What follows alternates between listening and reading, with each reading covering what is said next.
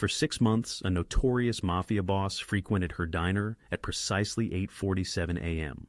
She was merely his server, until one shocking morning when she discovered a cryptic note beneath his coffee cup. Her decision to warn him ignited a chain of events, drawing her unwillingly into his perilous domain, where her only protector is the very man everyone fears. The bell above the diner door chimed at exactly 8:47 a.m., a familiar symphony heard every Tuesday for the past half-year. Lena Martinez didn't need to glance up from polishing the counter to identify the new arrival. The abrupt hush that descended was a dead giveaway. Conversations halted mid-sentence. Forks paused in their ascent to mouths, and even the perpetually critical Mrs. Chen found her pancakes suddenly engrossing. This was the undeniable impact of Veto Castellano. Lena, armed with the premium coffee, not the usual acrid brew reserved for most customers, headed straight for booth 7. It was always the same corner booth, strategically chosen to offer a clear view of both entrances and a secure brick wall behind him. "Morning, Mr. Castellano," she greeted, expertly flipping his cup without awaiting a reply. He met her gaze, and for a fleeting moment, a spark flickered in his dark eyes. Perhaps amusement or surprise that someone in this forgotten Brooklyn diner addressed him as a human, not a rabid beast. "Morning, Lena," he responded, his voice smooth and controlled, far removed from the gravelly stereotype of movie mob bosses. Vito, 32 years old, not 60, possessed a sharp jawline, an impeccably tailored suit that likely surpassed her monthly rent, and an inherent air of danger, unfabricated, undeniably earned. She poured his coffee with a steady hand, not a tremble betraying her. "The usual, please," he requested. 2 eggs over easy, rye toast, bacon crispy, not chewy. Lena had committed his order to memory after his second visit, just as she did for all her regulars. A keen memory, she knew, translated to generous tips. As she turned to leave, Veto's hand moved towards the saucer, and that's when Lena saw it, a small, tightly folded piece of paper, tucked discreetly beneath the white ceramic. A cold dread seeped into her stomach. She hadn't placed it there. Vito's fingers located it instantly, his movements so fluid that an observer would simply assume he was adjusting his cup. He unfolded it beneath the table, his eyes never straying from the diner, surveying faces, assessing the room with the predatory focus of a hawk scrutinizing a field of mice.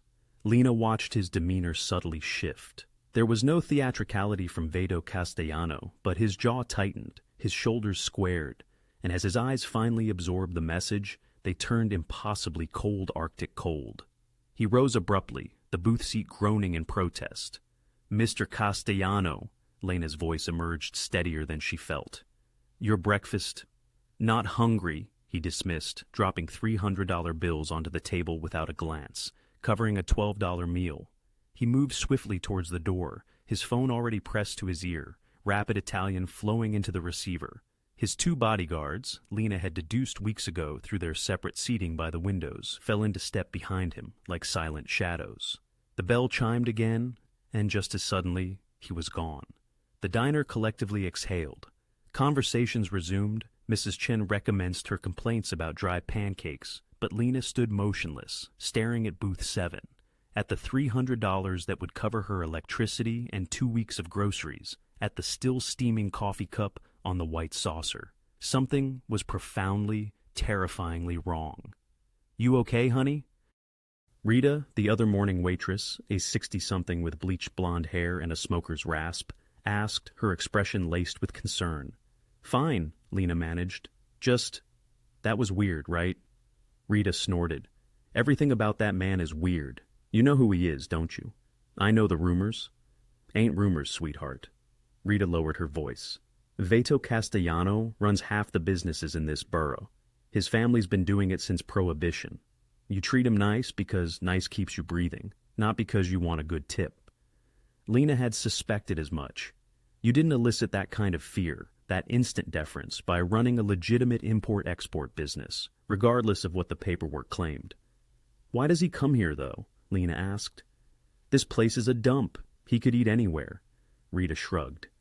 "Maybe he likes the coffee. Maybe he's nostalgic.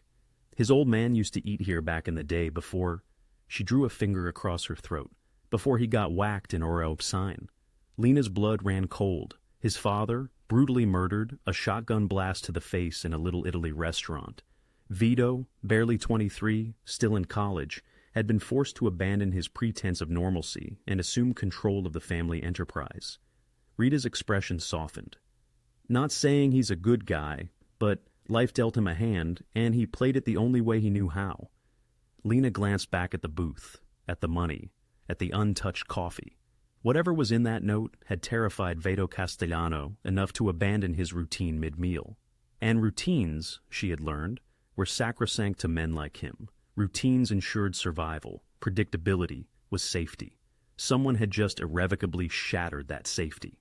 She walked over, picked up the bills, then froze. The saucer.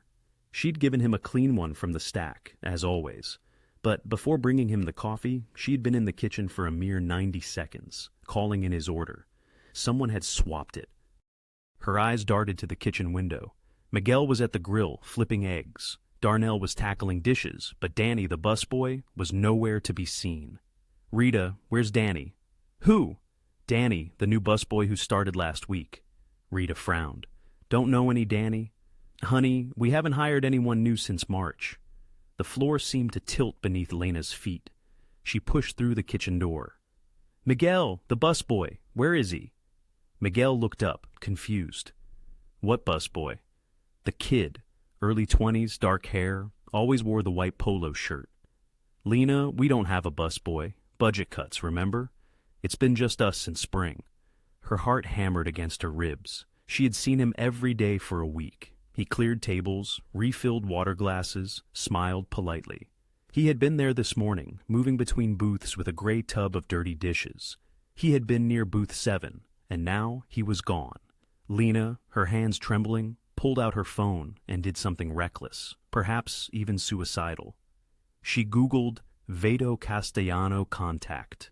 The first result was a news article about a construction company. The second was his surprisingly detailed Wikipedia page, considering his profession. The third was a local business directory. She clicked it, found a phone number for Castellano, import and export, and dialed before she could second-guess herself. 1 ring, 2. Castellano, his voice sharp, guarded. Mr. Castellano, this is Lena from the diner. I think you need to know something about that note. A silence so prolonged she thought he'd hung up.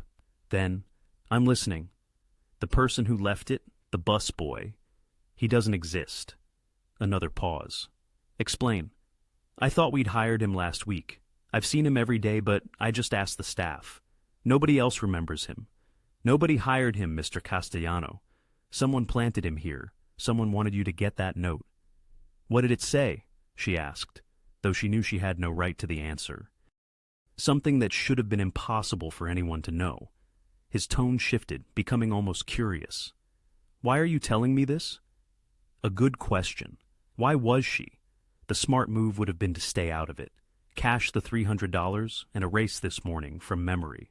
But Lena had witnessed her father gunned down in a liquor store holdup when she was 16, caught in the crossfire of rival gangs.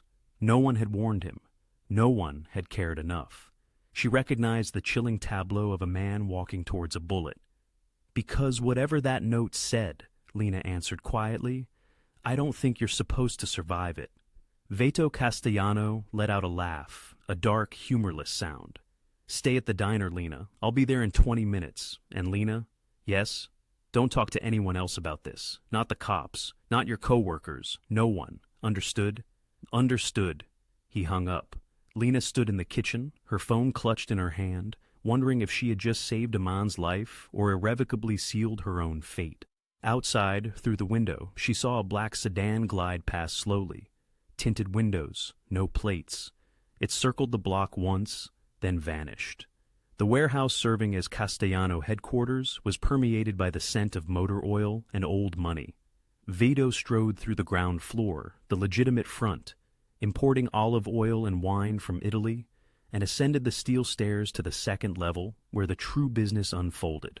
6 men awaited him in the conference room, his inner circle, those who had sworn fealty when he assumed control of the family at 23, still green and burdened by his father's blood-soaked legacy. Gentlemen, Veto claimed his seat at the head of the table. Not the grandest chair, nor the most ornate, but strategically positioned to afford him a clear view of every face. Marco Freddi sat to his right. 56 years old, 3 decades deep in the life. Silver hair slicked back, an expensive watch adorning his wrist, and eyes that had witnessed too many bodies fall. He had been Veto's father's underboss and had fully expected, assumed, he would step up when the old man died. Instead, the family council had chosen bloodline over experience. Marco had, of course, smiled at the decision, pledged his loyalty, even kissed Veto's ring. But Veto had discerned the subtle calculation behind those eyes, the patient resolve of a man who understood the art of waiting. "We've got a problem," Veto stated simply. "What kind of problem?" asked Tony Greco, head of their union operations, his thick accent matched by an equally thick neck. "The kind I don't fully understand yet," Veto leaned back. "Someone's making moves, quiet ones. I want eyes on everyone, our people, the other families, anyone we do business with." "That's half of Brooklyn," Marco interjected, his tone casual but edged. "What exactly are we looking for, Veto?" The use of his first name, rather than boss, was no accident. Marco employed it often enough in front of the others to subtly sow seeds of doubt. Just a kid playing dress-up in his father's clothes. Unusual occurrences, shifts in established routines, unfamiliar faces, and unexpected inquiries. Shouldn't we be concerned about the Russians? Paulie Mancini, their gambling operations manager, interjected. "I've heard whispers they're snooping around our card rooms. It's about maintaining vigilance." Vito, interrupting, stated, "We've grown complacent. Complacency leads to fatalities." Marco drummed his fingers on the table, once, then twice. "With all due respect," he began, "you're being ambiguous. The men require specifics. They need to understand the nature of the threat we're facing." Vito met his gaze, holding it firmly. "When I have concrete details, you will receive them. Until then, everyone keeps their guard up and reports anything out of the ordinary." The meeting concluded abruptly, deliberately. Veto observed their responses. Tony appeared bewildered, but nodded in agreement. Paulie shrugged, rising to his feet. The others dispersed, their voices a low murmur. Marco remained seated. "Anything else?" Veto inquired. Marco's voice softened, almost paternal. "You're troubled, Veto. I've known you since you were 12. I can recognize when something's amiss." For a fleeting moment, Veto considered confiding in him. Marco had demonstrated unwavering loyalty to his father for 2 decades, even taking bullets for the family, earning his position through trials of blood and fire. But, that note, "He'll take your chair before dessert." Only 7 individuals were privy to the details of tonight's banquet, the annual gathering where family affairs were addressed, alliances reaffirmed, and power consolidated. Veto was destined for the head of the table, the symbolic seat of authority. Someone was clearly orchestrating a move against him tonight, and the note had been excessively precise, too informed. It originated from someone within their most intimate circle. "I'm perpetually concerned, Marco. That's precisely why I'm still alive." Marco slowly rose, buttoning his suit jacket. "Your father placed his trust in me." "I know." "Do you?" he probed.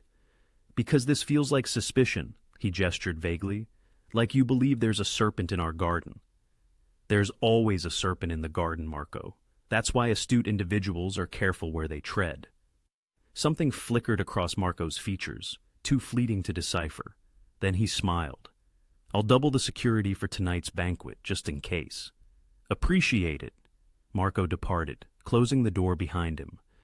Veto waited a precise 30 seconds before retrieving his phone, opening an encrypted application, and dispatching 3 words to Enzo, his most trusted soldier, who operated outside the inner circle and reported solely to him.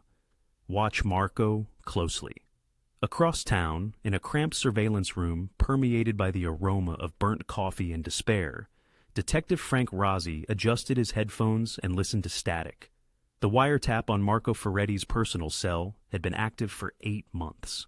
8 months of overhearing the man order pasta, lament about his wife, and discuss union contracts that were technically legal if one squinted hard enough and conveniently ignored reality. Frank was on the verge of giving up for the morning when the static abruptly cleared, Marco's voice. "It's me." Unknown male, you heard? Marco, he knows something. Not what, but something. He's agitated. Unknown, does he suspect you? Marco, maybe, probably. The kid's as paranoid as his old man, but he has no proof. And by tonight, it won't matter. Unknown, the cousin arrives at 4 so, ensure he's seen with the appropriate individuals. We need witnesses to place him. The call ended abruptly. Frank leaned back, his heart pounding. He replayed the audio, listened again. By tonight, it won't matter. He grabbed his desk phone and dialed his lieutenant. Sir, we have activity on the Castellano case. Marco Ferretti's planning something. Sounds like tonight. What kind of something? The kind that concludes with body bags. I require authorization for a tactical team to be on standby. His lieutenant sighed. Frank, you've been pursuing these individuals for 3 years. Every time you believe you have something, it amounts to nothing. Ghost trails and dead ends. This is different. I can feel it. Your feelings don't secure me warrants. Provide me with something substantial or stand down. The line went dead. Frank removed his headphones and stared at the transcript on his screen. 23 years on the force, 15 in organized crime, and he was finally, nearing a breakthrough against a major player. But he needed evidence, tangible evidence. He needed an insider to cooperate. His gaze drifted to a file on his desk, an open case, 7 months old. Lena Martinez, witness to a gang-related homicide in 2019. Her father, Eduardo Martinez, killed in the crossfire. He had interviewed her back then, a bright, resilient young woman who had declined witness protection, asserting that hiding wouldn't resurrect her father. And now she worked at the diner where Veto Castellano habitually ate breakfast every Tuesday. Frank grabbed his coat. Perhaps it was time for a follow-up interview. The afternoon shift was consistently quieter. The lunch rush had subsided, and the dinner crowd was still hours away. Only Lena, a handful of regulars, and the persistent aroma of grease that no amount of pine cleaner could eradicate. She was refilling salt shakers when the bell chimed at 3:15 p.m. Veto Castellano entered alone. No bodyguards, no entourage, just a man in an expensive suit stepping into a diner that had seen better decades. Every survival instinct Lena possessed screamed at her to flee. Instead, she grasped a coffee pot. He slid into booth number 7, same seat, different energy. This was not routine. This was business. Thought you weren't hungry, Lena said, maintaining a light tone as she approached. I'm not, he responded, gesturing to the seat opposite him. Sit. I'm working, Lena. Not a request, not quite a threat, but something in between that accelerated her pulse. She glanced at Rita, who was feigning cleaning a table while observing them intently. Rita offered a subtle nod. Don't provoke him.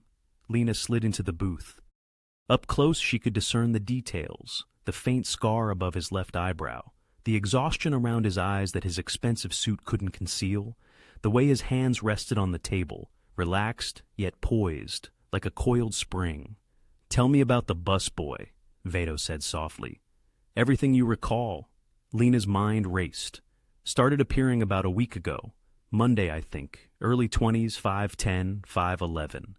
Dark, somewhat shaggy hair. Always wore a white polo shirt and black pants. Generic, you know, as if he was trying to be inconspicuous. New York accent. Could have been Brooklyn. Could have been Queens. Nothing distinctive. She closed her eyes, dredging up the memory. He had a small tattoo on his wrist. Looked like numbers. Possibly a date. Veto's eyes sharpened. Which wrist? Left. And he wore a thin silver chain. Might have had something on it, but I never got close enough to see. She opened her eyes. He smiled a lot. Too much, actually. Like he was nervous or trying too hard to be amiable. Did he inquire about me? Not directly, but... Lena frowned, the memory falling into place. He asked about the times our regular customers arrived. Said he wanted to understand the rhythm of the place. I told him the breakfast rush was from 7 to 9, and that we had a few regulars who came like clockwork. You mentioned me specifically? No, but he could have deduced it. You're not exactly subtle, Mr. Castellano. Black SUVs, bodyguards, the way everyone falls silent when you enter. Veto? What? Call me Veto. We're beyond formalities now. He leaned back, studying her. You observe a great deal.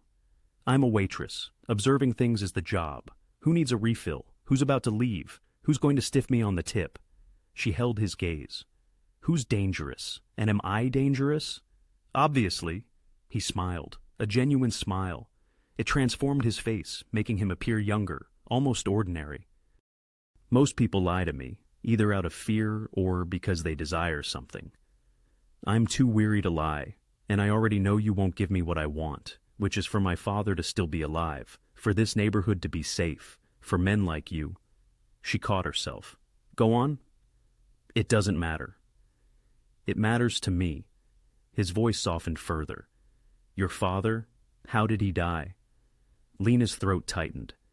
He was purchasing lottery tickets at a bodega on Flatbush. Two crews became embroiled in a territorial dispute. Bullets started flying. He was simply there. Wrong place, wrong time. She looked down at her hands. He was an accountant, never harmed anyone in his life. 52 years old, dead because someone needed to prove their toughness. The silence stretched between them. I'm sorry, Veto said finally, and his voice suggested genuine remorse. Are you? She challenged. Because men like you, your world, that's what killed him. Yes, Veto replied simply. It is. The honesty surprised her. No excuses, no justifications, just acknowledgement. I cannot alter what transpired to your father, he continued, but I can tell you this. If it occurred on my territory, the individuals responsible answered for it. And I can assure you that what I do with precision. Civilians don't get caught in crossfire. That's a rule. How noble, Lena said, devoid of venom. She was too exhausted for anger. You're still a criminal. I am, he conceded, signaling Rita for coffee, then waiting until she had poured and scurried away. But I'm a criminal who needs your help. With what? Someone is coming for me tonight, quite possibly. That note was a warning from someone who doesn't desire my death, not yet at least. But I don't know who sent it or who they're warning me about. He took a sip of coffee. You possess keen observational skills, Lena. You notice things. And right now, I require someone who perceives matters clearly. You have an entire organization that might be compromised. Someone close to me is making moves. I cannot trust my own people until I identify who. His gaze intensified. But you owe no one anything. You have no personal stake in this. You are precisely what I need, an outsider who is attentive. This is insane. Probably. He produced a card, sliding it across the table, a phone number etched in neat handwriting. Your shift concludes at 6 Easties. Meet me at this address at 7 p.m. just to converse. You can leave afterward if you choose. But, Lena, he paused until she met his eyes.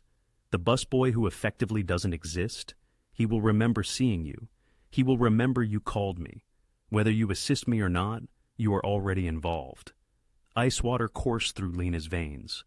Are you threatening me? He demanded, rising and dropping $200 onto the table. I'm telling you the truth, and I'm offering protection. 7 o'clock. The choice is yours. He exited, leaving Lena alone in booth 7, staring at a phone number and grappling with the sudden, unsettling realization that her ordinary existence had just veered into extraordinary complexity. Outside, a dark sedan glided past, identical to the one from that morning, still without license plates. JFK Airport's international arrivals teemed with the familiar clamor of reunions and goodbyes. Families embraced, business travelers hurried by, and taxi drivers held up hand-scribbled signs. Veto Castellano navigated customs with a single leather duffel and the effortless grace of an experienced traveler. 31 years old, with a lean physique and dark hair prematurely threaded with gray at the temples, he wore jeans and a linen shirt that exuded a distinctly European style, unlike anything found in American fashion. A faint scar traced his jawline, a memento from a bar skirmish in Barcelona 3 years prior. His eyes immediately caught Veto, his cousin, standing by the exit. Hands in pockets, Veto's gaze swept the crowd with the same watchful intensity Nico recalled from their childhood. A different suit, but the same penetrating eyes. Nicky Veto's face broke into a genuine smile. Nico set down his bag, and they exchanged a quick, back-slapping embrace. A hug between men who trusted each other, yet understood the imperative of maintaining their guard.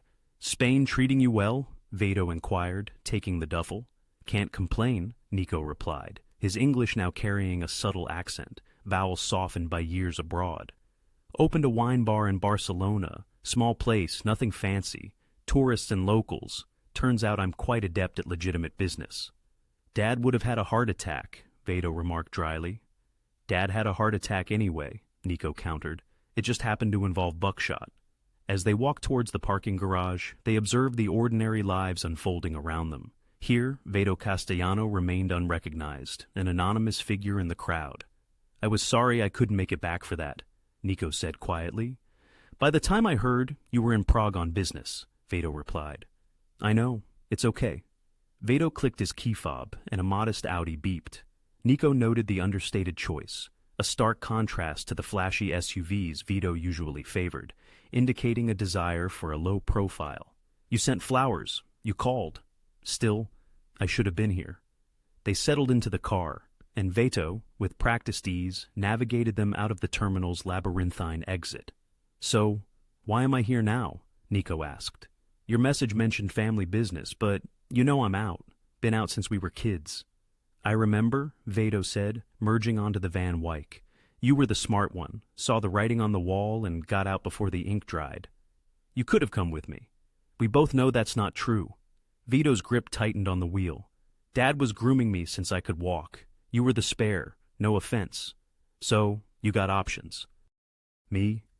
I got destiny. Nico watched the cityscape blur past, a decade having passed since he'd last seen it. 10 years of distance from that life, from the violence, from witnessing his uncle, Veto's father, rule through fear and favors. You didn't answer my question, Nico pressed. Why am I here? Because I trust you, and right now, that's a very short list, Veto revealed, glancing over. Trouble. Someone in my organization is making moves. I don't know who yet, but it's coming to a head. Tonight there's a banquet, the annual thing. All the family, associates, everyone who matters. I need eyes I can trust.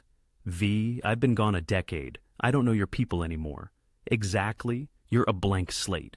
Nobody sees you as a threat. You're family, but not family, you know? You can observe without pressure. Nico rubbed his jaw. This is probably a bad idea, but you're here anyway because you're my cousin. And you asked. Nico sighed. What am I looking for? Anything that doesn't feel right. Someone acting nervous. Someone too confident. I need a fresh perspective. The Audi pulled up to an elegant brownstone in Park Slope expensive, tasteful. The kind of residence a successful businessman might own, not a mob boss. You're not staying at the family mansion? Nico inquired. That place is too many eyes. This is cleaner. Veto killed the engine. Guest rooms upstairs, banquets at 8. We leave at 7:30. V, I know I'm asking a lot. I know you built something good in Barcelona. Clean life, legal money. Veto turned to face him, his gaze intense. But someone's coming for me, Nico. And family is the only thing I've got left that's worth a damn. Nico recognized it then. The exhaustion, the immense burden.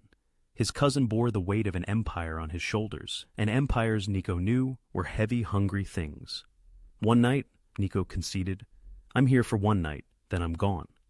One night, Veto agreed.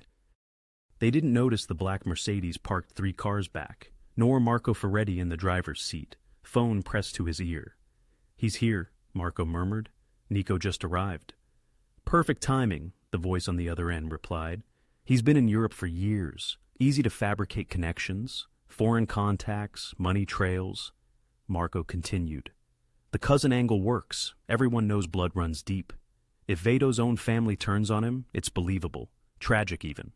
You have the forged documents, bank transfers from a shell company in Madrid, emails discussing a change in leadership, phone records showing calls to rival families. Marco smiled, a cold, calculating expression. By midnight, Nico Castellano will appear to have been planning a coup for months, and Veto will be too dead to question it. The cousin killed him. We killed the cousin. And I step up to restore order, clean succession. The council will approve it. Marco ended the call and watched Veto and Nico vanish into the brownstone. Nico, utterly unaware, had just been cast as the villain in a narrative already meticulously crafted. Evidence was planted, the storyline set. All Marco needed now was the finale. He drove away from the curb, his mind already rehearsing the speech he'd deliver to the council, the grieving underboss, the loyal soldier who avenged his fallen leader, the reluctant, yet resolute, heir to power. It would be flawless. Inside the brownstone, Nico unpacked his duffel in the guest room, selecting fresh clothes for the evening, and checked his phone. 3 missed calls from Barcelona. His business partner, wondering about his return. He'd promised Veto one night. He had no idea it might be his last. The Red Hook warehouse, nestled on the Brooklyn waterfront, exuded the briny scent of the sea, surrounded by stacks of shipping containers. Marco Ferretti's Lexus cut through the darkness with its headlights, pulling into the gravel lot at 9 p.m. 3 men waited inside, not his full crew, but the ones who understood loyalty was a flexible commodity. Tommy the Hammer, a brute nicknamed Duca, with a simple mind, strong arms, and no moral qualms about inflicting pain. Sal Perry, a mid-level enforcer overlooked for promotion twice, hungry and resentful. And Jackie Russo, the busboy who didn't exist, whose real name was Jackie Marino, Marco's nephew, a drama school dropout who found his true calling in undercover work for his uncle. "Everything set for tonight?" Marco asked, closing the warehouse door. "Security's doubled, just as you suggested," Sal reported. "But our guys are in position, the senator's room, service staff, the caterers, 2 of the ballet dancers. When you give the signal, they move. Weapons are stashed in the kitchen behind the industrial freezer. Untraceable." Marco nodded approvingly. "And the Nico situation?" Jackie pulled out his phone, presenting Marco with a series of documents. Bank transfers from Madrid to a shell account. Emails between Nico and the Genovese family discussing territory divisions.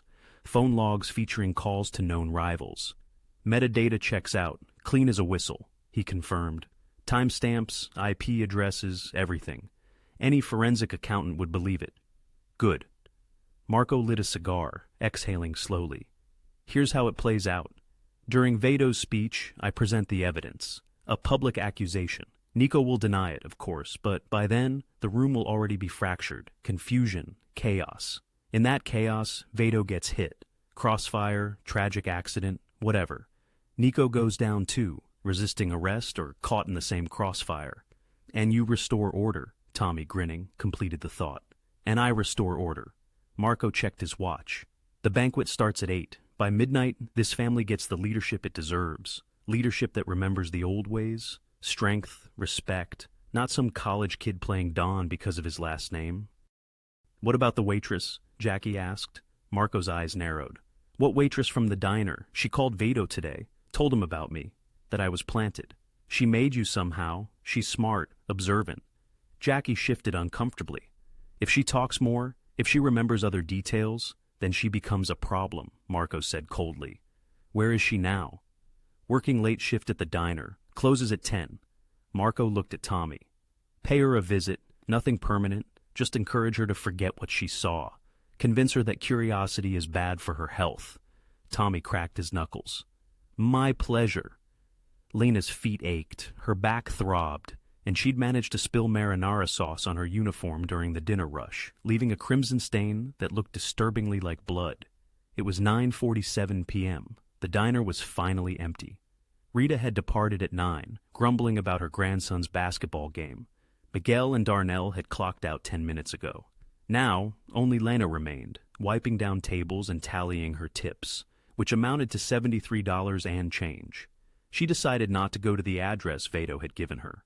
Getting entangled with a mob boss because of a cryptic note and a vanished busboy was pure madness. That was how people ended up at the bottom of rivers. Better to cash out, go home, deadbolt her door, and simply pretend today had never happened.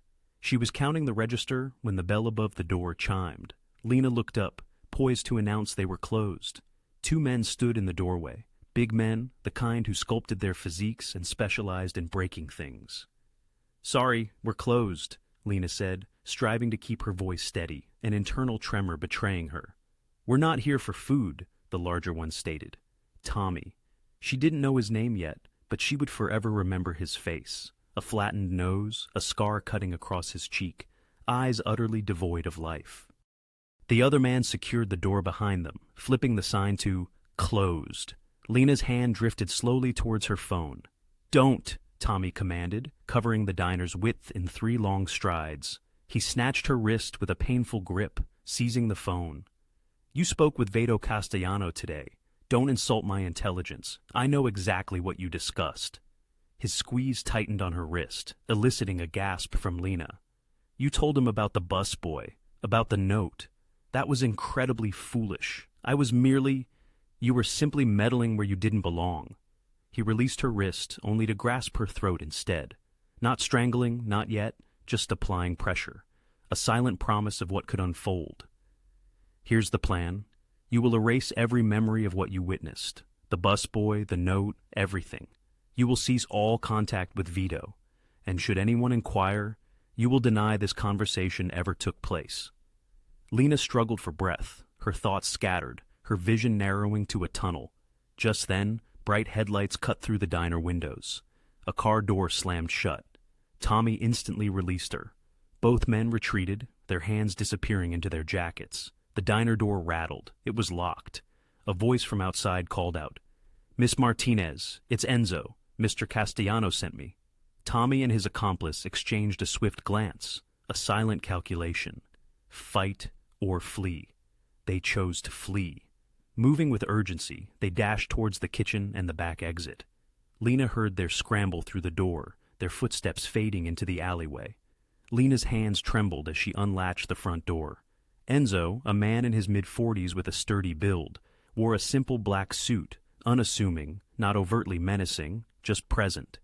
His eyes swept the diner, instantly assessing the situation. "Are you all right?" he asked. Lena shook her head, unable to speak, her throat aching where Tommy had gripped her. Enzo pulled out his phone. "Boss, we have a problem. Someone just tried to intimidate Miss Martinez. 2 guys, they fled when I arrived." He listened attentively, understanding dawning on his face. He ended the call. "Mr. Castellano is on his way. He says you need protection until we resolve this." "I don't want protection. I want to go home." "That's no longer a safe option," Enzo replied, his voice gentle but firm. "You assisted him today. That made you a target. And being a target makes you vulnerable." Lena slumped against the counter.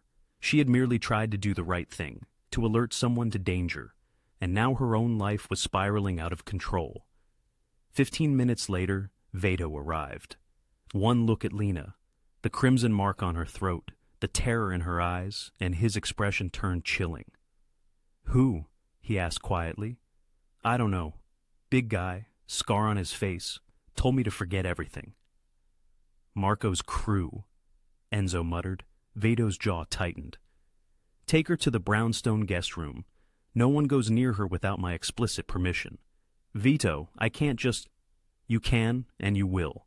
He met her gaze, and for the first time, she witnessed raw emotion break through his composure, anger. "I brought you into this. That burden is mine. But I'll be damned if I let them harm you because of it." Lena was too exhausted to protest, too frightened to refuse. She picked up her purse and followed Enzo into the night, leaving behind the diner, her ordinary life, and any illusion of safety. Lena awoke to sunlight streaming through unfamiliar windows and the aroma of fresh coffee. For 3 blissful seconds, she couldn't recall her location or the reason for her presence. Then, reality crashed back. The diner, the hands at her throat, the ride through Brooklyn in a black SUV with Enzo at the wheel. She sat up. The guest room was Spartan, yet opulent. White sheets that likely cost more than her monthly grocery bill. Minimalist furnishings. A clock on the nightstand showed 8:23 a.m. Her phone, returned to her last night, displayed 6 missed calls from Rita and a text. "Where are you? You okay?" Lena typed back, "Family emergency. Need a few days off." A lie, she knew. But what was the truth? "Sorry, I'm hiding from the mob in a crime boss's brownstone." She found her clothes from yesterday, neatly folded on a chair, somehow cleaned. There was also a new outfit, jeans and a soft gray sweater, perfectly her size. She tried not to ponder how they knew. Voices drifted from downstairs male conversation, in rapid, tense Italian. Lena quickly changed and followed the scent of coffee. The kitchen was a sleek expanse of stainless steel and marble. Vito sat at the island counter, a newspaper open, an espresso cup in hand. He had exchanged yesterday's suit for dark jeans and a simple white button-down shirt, appearing more human, less mob boss. Nico leaned against the counter, eating toast. He looked up as Lena entered, eyebrows raised. "The famous waitress," he said in lightly accented English. "I'm Nico, the cousin. Lena, the complication." He chuckled. "I like her, V." "Don't get attached," Veto remarked, though his tone was mild. He gestured towards the coffee maker. "Help yourself. You like eggs?" "I'm not hungry. You need to eat. Long day ahead." He was already retrieving eggs from the refrigerator, along with butter and bread, moving around the kitchen with surprising ease. "You cook?" Lena asked, taken aback. "My mother insisted. Said a man who can't feed himself is a child, not a man." He cracked eggs into a pan. "She died when I was 17. Cancer. Dad fell apart. I learned to cook so we wouldn't starve." The domestic scene was surreal. A mafia boss preparing her breakfast while his cousin scrolled on his phone, and morning light bathed everything in gold. "Nico, give us a minute," Veto said softly. Nico, grabbing his coffee, disappeared without argument. Lena sat on a bar stool, suddenly exhausted again, despite having just woken up. "What happens now?" "Now we figure out who's coming for me and stop them." Veto plated scrambled eggs and toast, sliding it across to her. "But first, you eat." The eggs were perfect fluffy, seasoned just right. Lena ate mechanically, aware of Veto's gaze. "Your throat," he said. "Let me see." She tilted her head. His fingers were gentle as they examined the bruising, surprisingly soft for such dangerous hands. "I'll find who did this," Veto said, his voice low and hard. "And they'll regret it. More violence? Great solution. Do you have a better one?" "Yeah, leave. Get out of this life. Stop being the person people want to kill." Lena met his eyes. "You said your mother taught you to cook. You went to college. You had options, Veto. You chose this.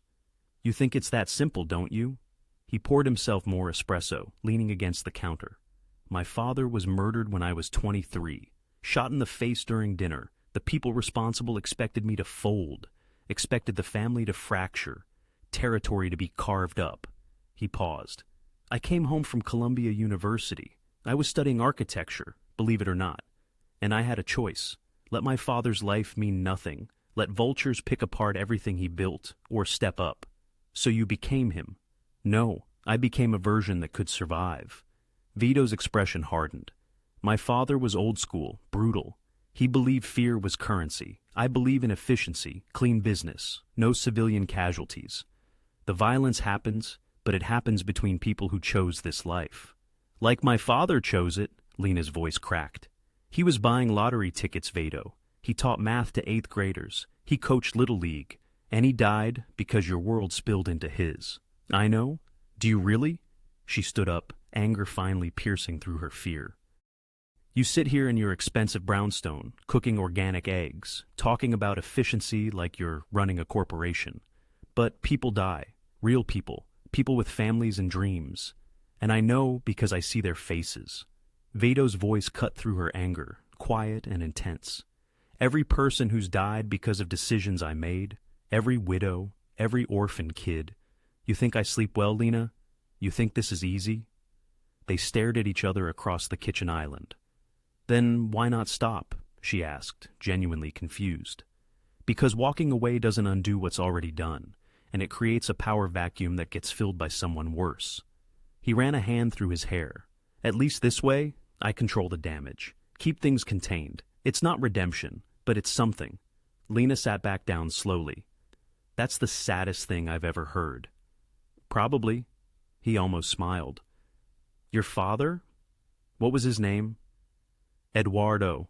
Eddie. Everyone called him Eddie. Eddie Martinez. 8th grade math, Little League coach." Veto nodded. "I'll remember." "Why?" "Because you're right. He deserved better than getting caught in someone else's war."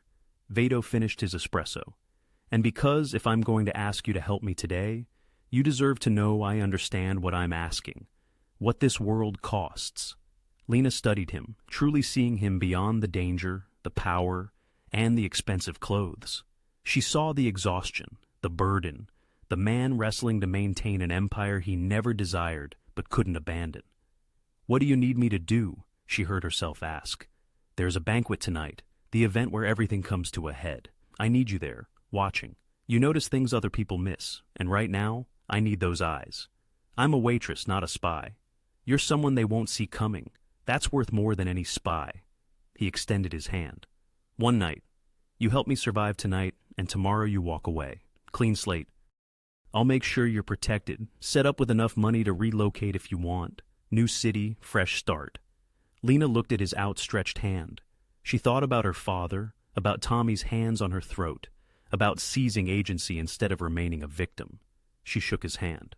One night, she agreed. One night. Neither of them truly believed it would be that simple. The Grand Meridian Hotel stood in downtown Brooklyn, a monumental testament to old money and burgeoning corruption. The ballroom on the third floor, where the Castellano family held its annual gathering, was already abuzz with activity at 4 o'clock in the afternoon. Lena positioned herself near the entrance. Dressed in a simple black dress Veto had provided, essentially a staff uniform. She had been introduced to the event coordinator as additional help for the evening, vague enough to be overlooked. Crystal chandeliers sparkled overhead. Dozens of round tables were swathed in white tablecloths, their pristine surfaces hinting at the grandeur of the evening. In a corner, a small orchestra meticulously arranged their instruments, each movement a prelude to the impending opulence. Undeniably, every detail exuded an aura of wealth and refined taste, save for the suited men conducting security sweeps with a noticeable, almost practiced lack of precision. Stay mobile, Veto had instructed Lena in the car, his voice a low rumble. Circulate, observe, note who's conversing with whom. If anything at all feels amiss, find Enzo and inform him. He'll be stationed near the kitchen.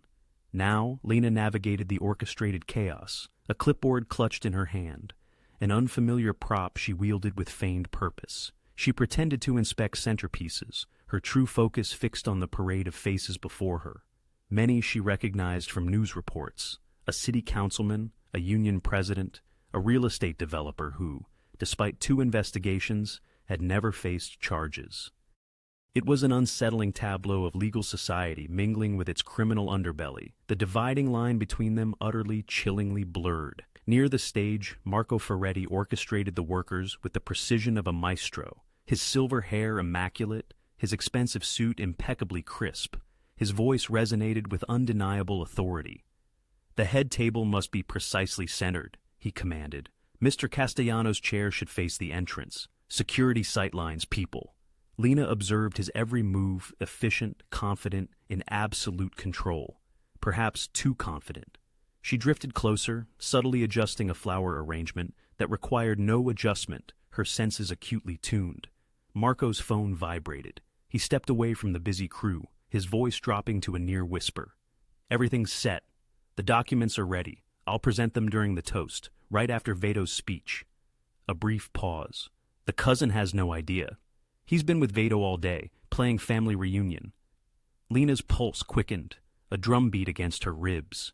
She moved seamlessly to the next table, her head bowed in feigned preoccupation. By 10 o'clock, this will all be over, Marco continued, a chilling certainty in his tone. Veto gone, Nico discredited, and the family returned to its rightful leadership. He let out a cold, sharp laugh. The old man would be proud. He ended the call, resuming his directorial role.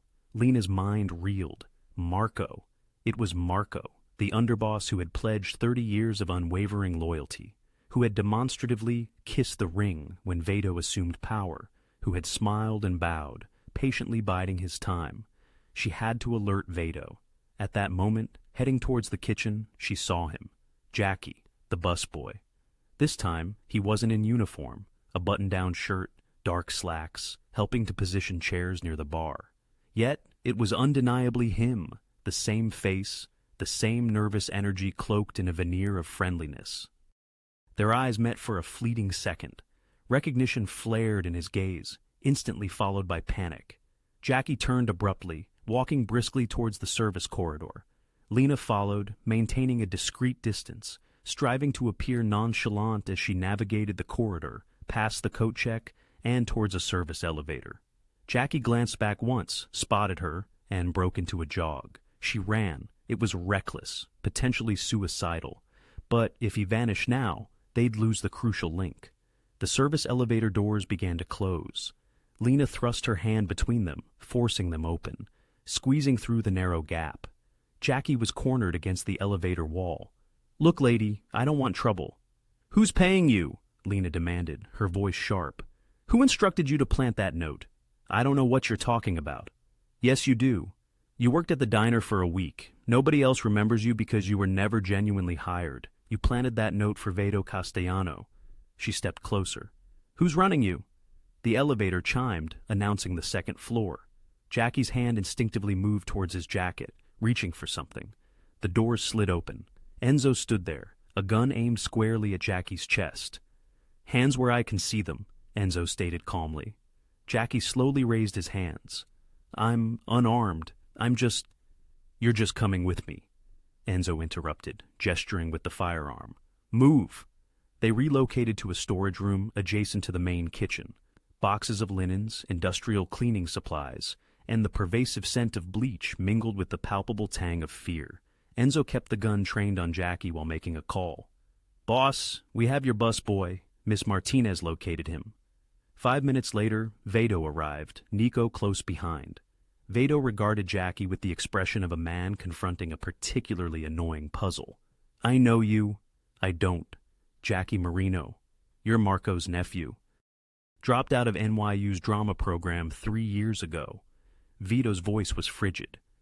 "Your uncle's been using you for small jobs, surveillance, mostly light work." Jackie's face paled. "What was the note?" Veto asked quietly. "The one you planted at the diner. What did it say?" "I don't." Veto moved with surprising speed, grabbing Jackie by the collar, slamming him against the wall.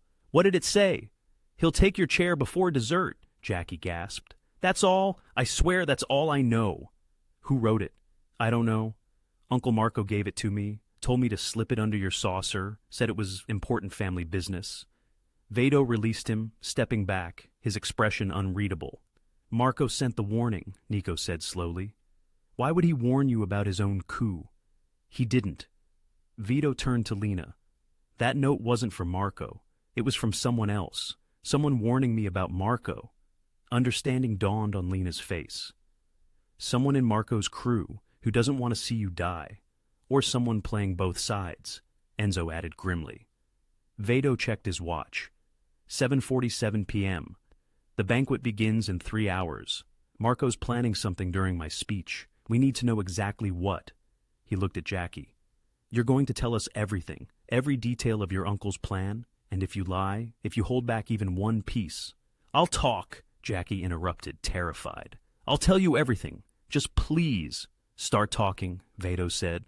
As Jackie began to spill details, the forged documents, the planted evidence against Nico, the accusations timeline, Lena leaned against a box of tablecloths, trying to process the maelstrom she had stumbled into. She was no longer a mere observer. She was a player in an intricate, deadly game. And tonight, when the pieces finally shifted, she would be right in the center of the board. Veto caught her eye across the room, offering a small nod. "Thank you," it seemed to say. Or perhaps, "I'm sorry." Lena nodded back. One night, she reminded herself. Just survive one night. As evening descended, the ballroom underwent a luminous transformation. Crystal chandeliers blazed, casting a warm glow, and the orchestra played Sinatra, filling the space. 300 guests, resplendent in designer suits and evening gowns, created a symphony of laughter and conversation that sounded almost authentic. Almost. Lena detected the subtle undertones, the tension simmering beneath the veneer of sophistication. These were not merely wealthy individuals enjoying a party. They were predators in formal attire, circling each other, meticulously assessing weaknesses, calculating advantages.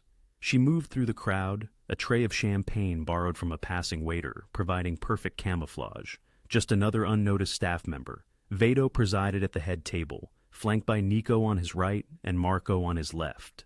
The symbolism was unmistakable. Cousin and underboss, family and loyalty, bookending the young boss. Yet, it was a precarious arrangement, for one of those bookends harbored a festering rot. Veto appeared calm, composed, playing his role flawlessly. Only a keen observer like Lena would discern the tension in his jaw, the ceaseless movement of his eyes cataloging exits and potential threats. They had released Jackie 2 hours prior, armed with explicit instructions: act normal, pretend nothing transpired. And if Marco inquired, Jackie was to claim he'd seen the waitress but lost her in the throng. Jackie had agreed to every detail, terrified yet cooperative. Whether he would follow through remained an open question. The first course arrived, an elaborate seafood arrangement, likely exceeding Lena's monthly rent. Conversation hummed, and the orchestra transitioned to a classical piece. Then, Marco stood, gently tapping his wineglass with a knife. The room hushed. "Ladies and gentlemen, before we proceed with dinner, I'd like to say a few words." Marco's voice resonated through the ballroom, warm and paternal.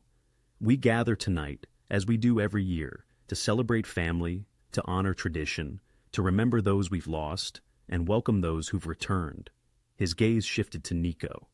"Nico Castellano, 10 years you've been gone. 10 years building a life in Europe while your family held things together here." Marco smiled. "But blood calls to blood, doesn't it? And you've come home. So, I'd like to invite you to say a few words. Tell us about your time away. Tell us why you've returned." Nico looked at Veto, who offered a subtle nod. This was unforeseen. Marco was improvising, deliberately putting Nico on the spot. Nico rose slowly, and in his eyes, Lena saw intelligence. He recognized this as a trap. He just hadn't deciphered its specific nature yet. "Thank you, Marco." Nico's accent lent a near musical quality to his words. 10 years is a long time. I left because I desired something different, something clean. I built a business in Barcelona, a wine bar, a small establishment. Honest work." He paused, surveying the room. "But Veto called. My cousin, my family. And when family calls, you answer. Not out of obligation, but out of love." He turned towards Veto. "I don't know the specifics of what you do now. I don't need to. What I do know is that you're a good man, striving to do right in a complicated world. And whatever you need from me, whatever help I can provide, you have it. Always." The speech was simple, heartfelt. Several guests nodded in approval. Marco's smile remained fixed, yet Lena observed a subtle hardening in his eyes. "Beautiful words," Marco declared. "Family, loyalty, love. These things matter." He reached inside his jacket, producing a manila envelope. "Which is why this breaks my heart." The temperature in the room plummeted. Veto became absolutely still. Marco opened the envelope, extracting documents. 3 weeks ago, I received troubling information. Bank transfers from Madrid to shell companies here in New York. Emails between foreign contacts and someone discussing leadership changes in our organization. Phone records showing communication with our rivals. He spread the papers across the table. All of it traced back to one source, one person who has been planning to overthrow Veto, to seize control of this family through deception and betrayal. The ballroom fell silent, broken only by the faint clink of silverware, as someone nervously dropped a fork. Marco's hand settled on Nico's shoulder. "I'm sorry, Nico, but the irrefutable evidence points to your plotting against your own kin." "That's preposterous," Nico retorted, his voice sharp with disbelief. "I've been in Barcelona, diligently managing a legitimate enterprise." "An enterprise financed by our adversaries," Marco interjected, brandishing a bank statement. $2 million from a Gino of Shell company. "What was the payment for, Nico? What exactly did you betray?" "I never—" Nico's hand trembled as he seized the papers, his gaze darting across the text. His complexion paled. "This is a fabrication. Someone is trying to frame me." "How convenient," Marco sneered, his voice dripping with feigned empathy. "Veto, I understand this is difficult. He's your cousin. However, we cannot disregard such compelling proof." The room fractured into disarray. Guests whispered sotto voce, some hesitating between staying and fleeing. Security personnel tensed, their hands instinctively moving toward their firearms. Veto remained seated, an eerie calm emanating from him. He lifted his wineglass, indulged in a slow sip, then regarded Marco with the expression of someone who had just heard a mildly amusing anecdote. "Sit down, Marco." "Veto, you must comprehend." "I said sit down." Veto's commanding tone sliced through the burgeoning chaos. Marco faltered, then slowly lowered himself into his chair. Veto rose, surveying the room. Marco has presented evidence that implicates my cousin as a betrayer. Evidence that appears substantial, convincing, even... He paused. There's just one minor discrepancy. He produced his phone, tapped the screen, and the colossal screens adorning the ballroom, originally designated for family photographs, instantaneously displayed a different scene. Security footage. Marco in a warehouse, accompanied by Tommy, Sel, and Jackie. Audio permeated the sound system. Marco's voice, startlingly clear, discussing the coup, the fabricated documents, the assassination plot against Veto. The ballroom erupted in pandemonium. Marco's face was utterly devoid of color. That's... Where did you... Jackie divulged everything, Veto stated simply. And once he spoke, we located your warehouse, your planning sessions, everything. He fixed Marco with a look bordering on disappointment. 30 years, Marco. 30 years of unwavering loyalty. What transpired? Marco's initial shock transmuted into a furious rage. What transpired? I'll tell you what transpired. Your father promised me this family. He vowed that upon his demise, I would assume leadership. Then he's murdered, and the council elects you, a mere boy, over me. He stood abruptly, his chair crashing backward. I've earned this. I've bled for this family. I've killed for it. And I'm no longer content watching a child play boss. His hand moved covertly inside his jacket. Every security guard in the room drew their weapon. A Mexican standoff. 30 guns pointed in every conceivable direction. Guests shrieked, scrambling for cover beneath tables. Lena pressed herself against a pillar, her heart thundering. Marco now held his gun, aimed directly at Veto. You believe you've triumphed? You think exposing me will halt anything? I have 20 loyal men in this room. Make a move and you die. Veto didn't even flinch. Perhaps, but you'll perish first. So be it. Marco's finger tightened on the trigger.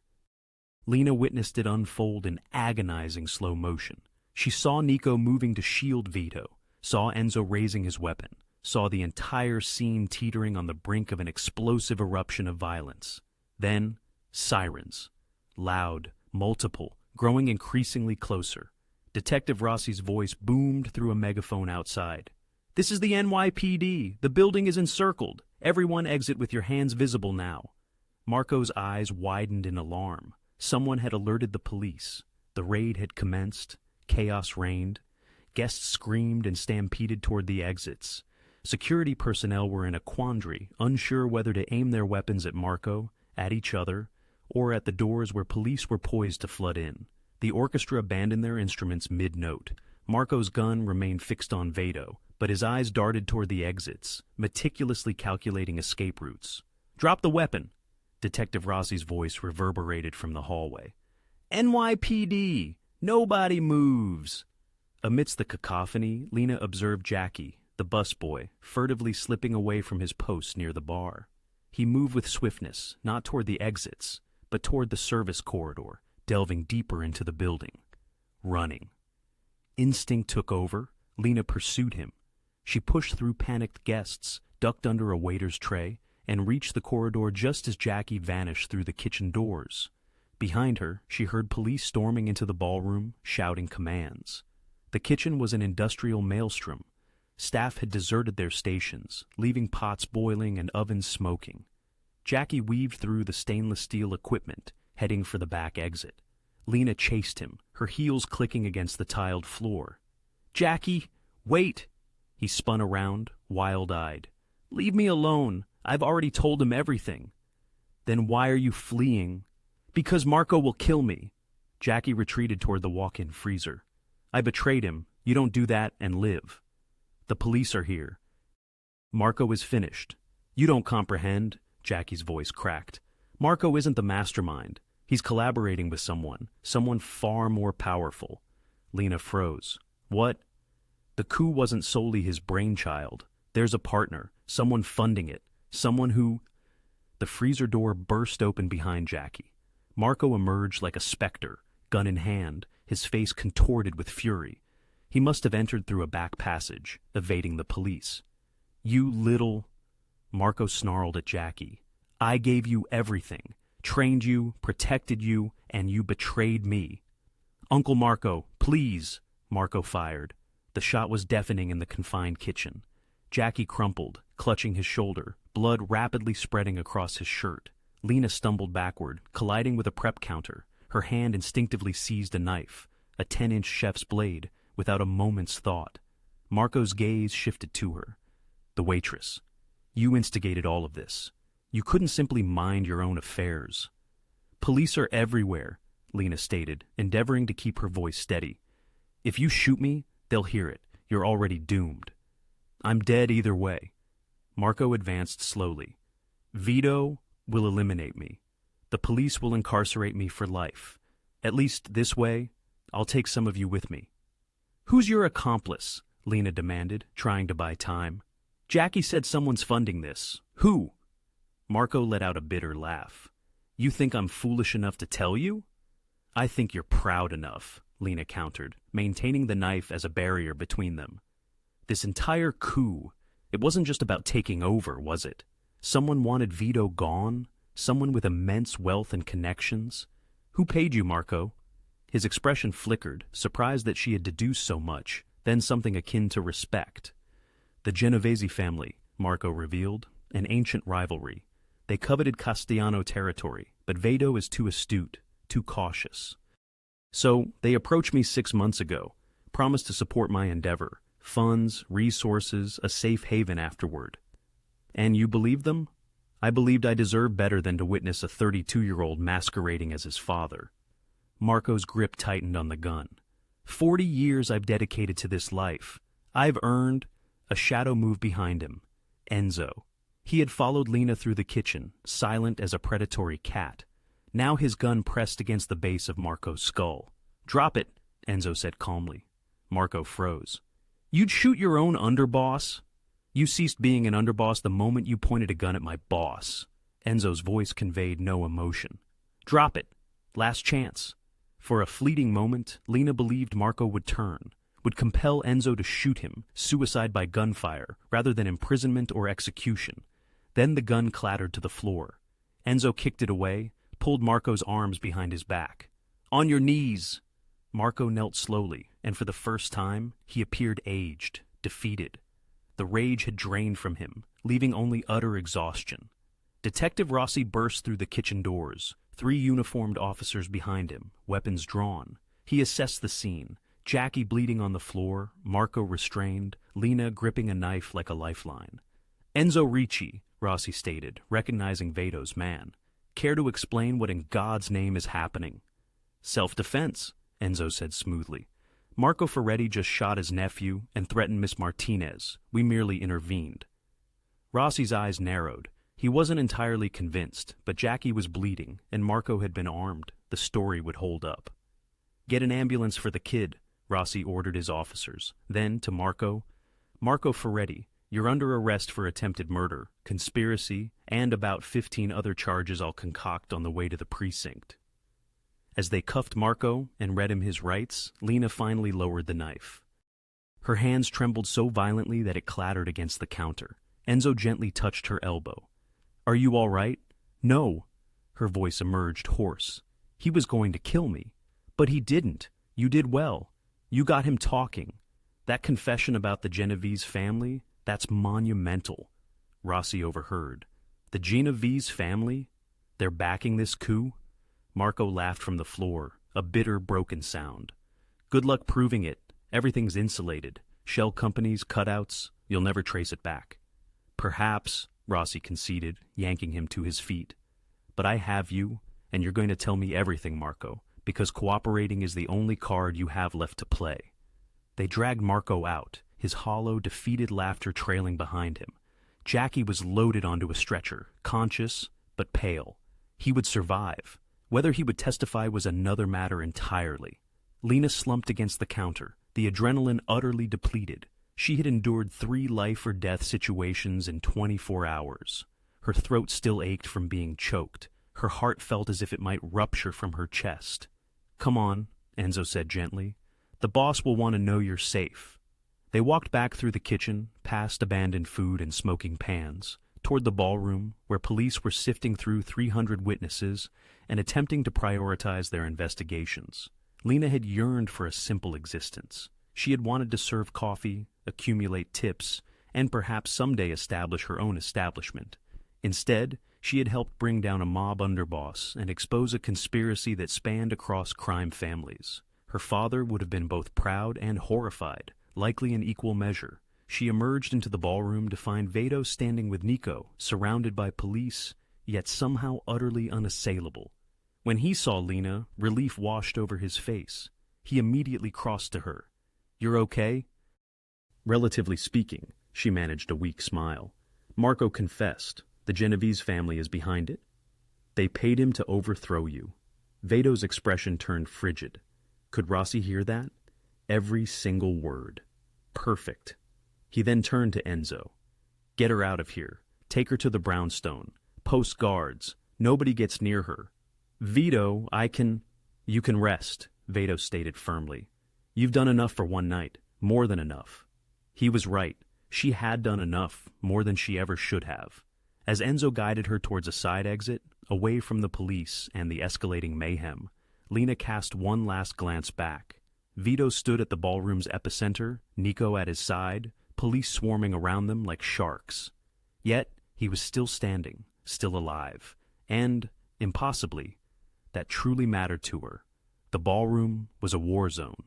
Detective Rossi had 24 officers establishing a perimeter, but 300 witnesses and at least a dozen armed security guards created a highly volatile atmosphere. Half of Marco's crew remained oblivious to their boss's exposure. The other half knew and were calculating whether loyalty or self-preservation held greater value. Veto stood at the center, Nico beside him, witnessing his empire teeter precariously on the brink of collapse. "Mr. Castellano," Rossi approached, his hand resting on his holstered weapon. "I'm going to need you to come downtown and answer some questions about—" "What, detective?" Veto's voice was calm, entirely reasonable. "I'm a victim here. Marco Ferretti attempted a coup. He fabricated false evidence against my cousin. He shot his own nephew. You have him in custody. I also have 300 witnesses who saw armed men pointing guns at each other." Rossi gestured around the ballroom. "That's not a party, that's a criminal conspiracy." "That's self-defense," Nico interjected. Marco pulled a weapon. Security responded appropriately. Rossi's eyes narrowed. "And who are you?" "Nico Castellano. I run a wine bar in Barcelona. I'm here visiting family." He produced his passport and Spanish residency papers. "I'm a legitimate businessman, detective. Check my records." Before Rossi could respond, shouting erupted near the main entrance. Marco's men, Tommy the Hammer and Sal Perry, the very individuals who had threatened Lena at the diner, had made it to the ballroom. They spotted their boss being led away in handcuffs by 2 uniformed officers and made a catastrophically foolish decision. They drew their weapons. "Let him go!" Tommy bellowed. Everything happened at once. Police officers drew down. Veto's security pulled their own weapons. Guests who hadn't already fled screamed and hit the floor. The orchestra pit becoming a mass of bodies seeking cover. "Stand down!" Rossi shouted. "Nobody has to die here." But Tommy wasn't listening. His unwavering loyalty to Marco, or perhaps merely his fear of what would happen if Marco spoke, overrode any shred of self-preservation. He aimed at the officers restraining Marco and fired. The shot went wide, splintering a chandelier. Crystal shrapnel rained down like deadly snow. Then, everyone was shooting. Muzzle flashes illuminated the ballroom. The orchestra's expensive instruments splintered under a hail of gunfire. Sal took a round to the leg and went down screaming. Tommy fired again, striking one of Rossi's officers in the shoulder. In the ensuing chaos, Marco saw his opportunity. The 2 uniformed officers escorting him instinctively dove for cover, inadvertently releasing him. Marco bolted, still handcuffed, heading for the kitchen corridor. Enzo appeared from nowhere, blocking his path. Going somewhere? Marco didn't slow. He lowered his shoulder and slammed into Enzo, both men tumbling into the service corridor. Veto witnessed it unfold. "Stay here," he instructed Nico, then sprinted after them. "Veto, don't!" Nico's protest was drowned out by another gunshot. Veto reached the corridor as Enzo and Marco struggled. Marco, even in handcuffs, fought with the desperation of a cornered animal. He smashed his cuffed hands into Enzo's face. grabbed Enzo's dropped gun with his bound hands, and continued running toward the kitchen exit. "Marco!" Veto's voice echoed down the corridor. Marco spun, the gun awkward in his cuffed hands, but still undeniably deadly. "You should have let me lead," he panted. "I could have made this family great again. You would have destroyed it, sold us out to the Genovese for your own ego. Better than watching you play dress-up as Don." Marco's finger found the trigger. "Goodbye, Veto." 2 shots rang out, but they weren't for Veto. Nico had followed close behind, picked up a gun from a fallen security guard, and fired from the corridor entrance. Both rounds struck Marco in the back. Marco staggered forward, the gun slipping from his cuffed hands. He turned, saw Nico, and something akin to surprise flickered across his face. "The cousin," he whispered. "Should have killed you first." He collapsed. Enzo scrambled over, kicked the gun away, checked for a pulse, looked up at Veto, and shook his head. Marco Ferretti was dead. 30 years in the life. A survivor of gang wars, federal investigations, and countless violent nights. Killed by a wine bar owner from Barcelona who had been desperately trying to stay out of that life. Vito looked at Nico, who stood frozen, the gun trembling in his hands. "You okay?" "I just killed a man." Nico's voice was hollow. "I came here to help you, and You saved my life." Vito gently took the gun from his cousin's hands. "Thank you." Police flooded the corridor, Rossi leading the charge. He assessed the scene, Marco's body, the gun, Nico's shocked expression. "He tried to escape," Enzo said quickly. "Grabbed my weapon, was about to shoot Mr. Castellano, his cousin intervened." Rossi looked skeptical, but nodded slowly. Too many witnesses. Too much chaos, and Marco had just orchestrated a failed coup in front of 300 people. "Everyone downtown," Rossi announced. "Statements, evidence, this is going to be a long night." Back in the ballroom, the shooting had ceased.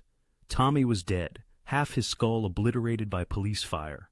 Sal was wounded and in custody. The other security personnel had surrendered, hands raised, weapons dropped. It was over. Vito's phone buzzed. "Enzo, Lena's secure at the brownstone. 3 guards posted." Relief washed over him. She was safe. Nico was safe. The immediate threat had been neutralized. But the Genovese family connection remained. Marco's confession to Lena had opened a door, but proving it would require time, resources, and careful maneuvering. The war wasn't over, just this battle. "Mr. Castellano," Rossi appeared beside him. "We're going to have a long conversation about tonight, about your organization, about what laws were broken. I look forward to it, Detective. I have nothing to hide." It was a beautiful lie, delivered with perfect sincerity. Rossi didn't believe it, but he couldn't prove otherwise. Not yet. As police processed the crime scene and EMTs tended to the wounded, Veto stood with Nico amidst the wreckage of what should have been a simple annual dinner. "I'm sorry," Veto said quietly. "I brought you into this, made you part of something you wanted no part of." "You're my cousin," Nico said, still pale but steadier now. "Family. That hasn't changed. You should go back to Barcelona tomorrow. Get clear of this before it gets worse." Nico looked at the bodies being covered with sheets, at the blood on the marble floors, at the shattered crystal and bullet holes in the silk wallpaper. "Yeah," he said softly. "I should." But something in his eyes suggested he wasn't entirely sure he would. Violence had a way of pulling you in, even when you'd spent 10 years running away from it, perhaps especially then.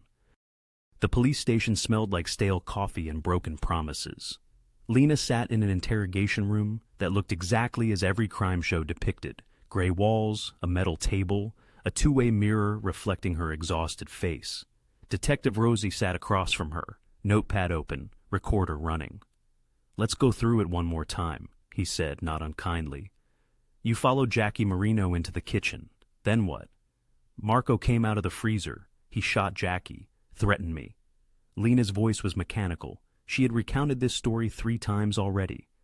"Enzo Ricci intervened. You arrived. That's it." "And Marco confessed to you about the Genovese's family involvement?" "Yes. He said they approached him 6 months ago, offered money and resources to overthrow Veto Castellano." Rossi leaned back. "Miss Martinez, you understand you're a key witness in a major organized crime case. Marco's dead. But the conspiracy goes deeper. We need you to testify. I've told you everything I know, and we need you protected while we build the case. Witness protection, new identity, fresh start, somewhere safe. Lena had considered it during the long hours at the brownstone after the raid. A new name, a new city, leaving behind the diner, the neighborhood, the memories of her father, leaving behind everything. No, she said firmly. Miss Martinez, I'm not running, I'm not hiding. She met his eyes. My father died in this neighborhood. I stayed because it's home. I'm not letting Marco Ferretti or the Genovese family or anyone else chase me away from it. They might kill you. Then they kill me. But I'm not living in fear for the rest of my life. She stood. Are we done, detective? Rossi studied her for a long moment, then nodded. For now. But keep your phone on. We'll need you again. Outside the station, dawn was breaking over Brooklyn. Lena had been awake for 36 hours. Her body ached. Her mind felt like static. A black car waited at the curb. Enzo stood beside it. Boss wanted me to drive you home, he said. Where is he? Still being questioned. Probably another few hours. Enzo opened the door. He wanted to make sure you got back safe. The drive to her apartment was quiet. Lena watched the city awaken. Delivery trucks, early commuters, bodega owners rolling up shutters, normal life continuing as if nothing had happened. As if a mob underboss hadn't just been killed at a luxury hotel. As if she hadn't helped expose a conspiracy that reached across crime families. Can I ask you something? Lena inquired. Enzo glanced at her in the rearview mirror. Shoot. Why do you do it? Work for him. Stay in this life. Honest answer, please. Because Veto Castellano is the best boss I've ever had. Fair, smart, doesn't ask us to do anything he wouldn't do himself. Enzo paused. The life's dirty. It will always exist, but some people needlessly taint it. Veto strives to maintain its purity as much as possible. That's not redemption. No, but it's a start. Enzo pulled up to her building. Get some sleep, Miss Martinez. You've earned it. Lena slept through the better part of the day, her dreams a swirling chaos of gunfire and shattered glass. When she finally awoke, her phone displayed 42 missed calls and 100 messages. Rita, what's going on? The news reported a shooting at some hotel. The news, of course. The raid would be plastered everywhere. A high society party turned violent. Bodies. Arrests. She didn't bother reading the articles. She didn't want to see Marco's face, or worse, her own name mentioned. At 7:00 p.m., a knock echoed at her door. Lena peered through the peephole. Vito stood there alone, dressed in jeans and a gray sweater. No bodyguards, no entourage. She opened the door. You look terrible, she observed. You should see the other guy, he replied with a weak smile. Can I come in? Her apartment was a small studio, complete with a kitchenette and second-hand furniture, the kind of place born from minimum-wage jobs and medical debts for her father. She suddenly felt acutely embarrassed by its modesty. Yet, Veto seemed neither to notice nor care. He settled onto her worn couch as if it were luxurious leather. Nico's cleared, he announced. Forensics proved the documents were forged. Spain verified his legitimate business. He's free to go. That's good. He saved my life tonight. I know. So did you. Vito looked at her earnestly. Really? You followed Jackie when you should have fled. You got Marco to talk when you should have kept silent. You helped resolve this entire situation. I was terrified the entire time. Courage isn't the absence of fear. It's being scared and acting anyway. He leaned forward, elbows on his knees. I owe you everything, Lena. Your life, your safety, whatever you require. I don't want your money, she interjected. Then what do you want? A valid question. What did she want? I want to return to my normal life, deal with difficult customers, pay my bills, be boring, she smiled sadly. I want to forget the last 3 days ever happened. Will you forget? No, honestly, but I can try. Veto slowly rose. Detective Rossi informed me you declined witness protection. I'm not running from my home. That's brave, and perhaps foolish. He produced a card, scribbling something on the back. My private number, not for business, just me. If anything happens, anything at all, you call, day or night. She took the card, their fingers brushing. Vito. Yeah? Thank you for trying to protect me, for sending Enzo, for... She struggled for words. For being more than I expected. His smile this time was genuine, warm. You too. He walked to the door, paused. The diner. You're going back to work tomorrow? Life goes on, right? Right. He looked as if he wanted to say more, then thought better of it. Take care of yourself, Lena Martinez. You too, Veto Castellano.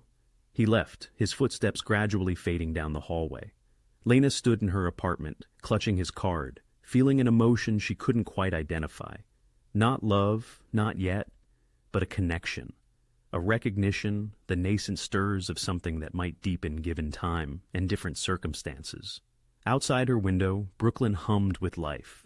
The world continued its rotation, and somehow, against all odds, she had endured. 5 days after the banquet, the bell above the diner door chimed at 8:47 a.m. on a Tuesday. Lena looked up from the register and her breath caught. Veto Castellano stood in the doorway, impeccably dressed in a navy suit, a careful smile playing on his lips. Behind him, the morning light painted the Brooklyn street in gold.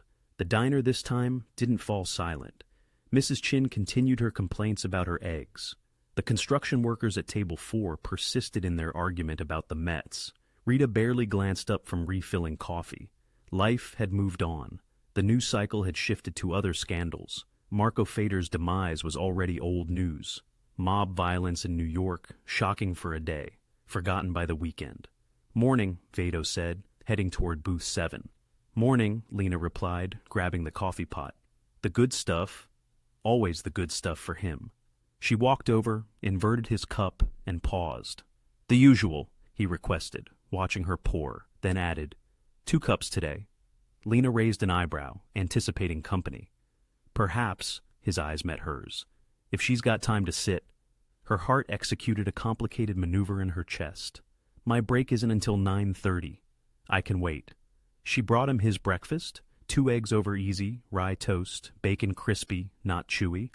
Muscle memory, the same order he'd been getting for 6 months, long before notes, coups, and gunfire. The morning rush came and went. Lena served coffee, took orders, expertly avoided Rita's knowing glances. At 9:28, she poured herself a cup and slid into the booth opposite Veto. He had been engrossed in the Times, the business section, not the crime blotter. No notes today? She inquired, gesturing to his saucer. None, he smiled. Though I've been checking obsessively. Apparently, I have trust issues now. Can't imagine why. They sat in comfortable silence for a moment. Outside, Brooklyn hummed, traffic, voices, the rhythm of a neighborhood that had witnessed everything and kept going regardless. Nico left yesterday, Veto finally said. Back to Barcelona, clean slate. How is he? Shaken, guilty, but alive? Veto took a sip of coffee. He killed a man, Lena. That changes you. I know, she conceded. She had seen Jackie shot, watched Marco die. Some things, once witnessed, could not be unseen. The Genov situation is complicated, Veto continued. Marco's confession provides leverage, but proving direct involvement is another matter. It will take time, more violence. Hopefully not. Right now, we're in a standoff. They know, we know they know. Nobody wants open warfare. That's the life, though, isn't it? Always another threat, always looking over your shoulder. Yeah, he met her eyes. It is. Why do you stay? He had been asked this before, she knew, and had probably answered it 100 different ways for 100 different people. But something in his expression shifted, becoming more honest. Because walking away doesn't erase what I've done, and someone needs to hold the line against worse options. Marco intended to partner with the Genovese, carve up territory, make it bloodier. Veto's voice was quiet. I'm not good, Lena, but I'm trying to be less bad. Some days, that's all I've got. She understood that, the weighty burden of striving for decency in an indecent world. My shift ends at 2 today, she heard herself say. Yeah, there's a park, Prospect Park. I go sometimes, feed the ducks, read, pretend Brooklyn's peaceful. It sounds nice. You could meet me if you wanted, as... She paused, searching for the right word. As people, not boss and witness, just 2 people who survived something strange together. Vito's smile was genuine. I'd like that. No bodyguards, no business, just... She gestured vaguely. Just us, he finished. Deal. Rita appeared with a coffee pot, refilling both their cups. She looked between them, wise enough to interpret the moment, smart enough not to comment. When she left, Veto pulled out his wallet, a familiar gesture. Don't, she said. Not today. Today you pay like a normal customer, $12 for breakfast. He laughed, surprised and delighted. $12? Plus tip if you're feeling generous. He pulled out a 20, leaving it on the table. Keep the change. Big spender. I try. He stood, buttoned his jacket. 2:00, main entrance. I'll be there. He walked toward the door, then paused, looking back. Lena. Yeah? Thank you for everything. For being brave when you didn't have to be. He searched for words. For seeing me. The actual me, not the reputation. You're welcome. The bell chimed as he departed. Lena sat in booth 7, hands wrapped around her coffee cup, feeling something bloom in her chest.